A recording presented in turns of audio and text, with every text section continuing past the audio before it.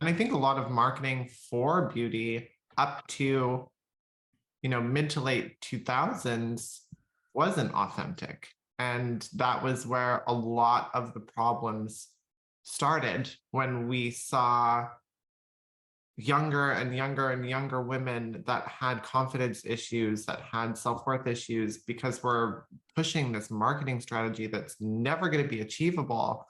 And then telling women that we're never enough and you need to buy all these things to try to be enough, but there's never a chance of you hitting this finish line of enough is enough. Yeah.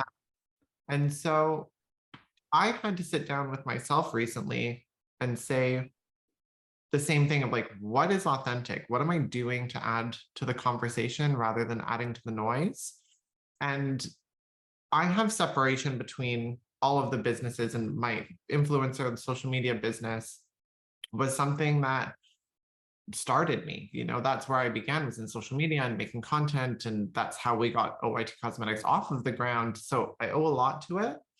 But at some point, I just stopped feeling like I was doing it for me. And I started to feel like I was, ticking things off a list. We have teams that are strategizing with us that are, saying like, oh, you should be doing this. And for the algorithm, and the social media team is like, you need to be posting once a day and this and this. And it's just like, okay, but I'm posting. And now I feel like I'm just adding to the digital world of clutter.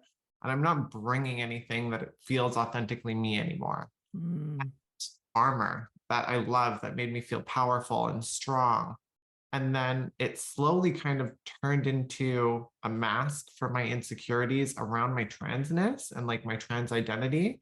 I was using it as a clutch to express femininity rather than just allowing myself to love my divine feminine within, no matter what. So my personal brand had to change quite a bit. And the language that we're using now around my personal brand and around OYTC and all of our other businesses is a lot more direct in how we approach authenticity. I think that it's extremely important that we represent people that want to find beauty in everything, not just what your stereotypical white cis, I mean, from the most part, like heterosexual male objective of a beautiful woman is, but how we find beauty within ourselves as a community, especially for people that are underrepresented.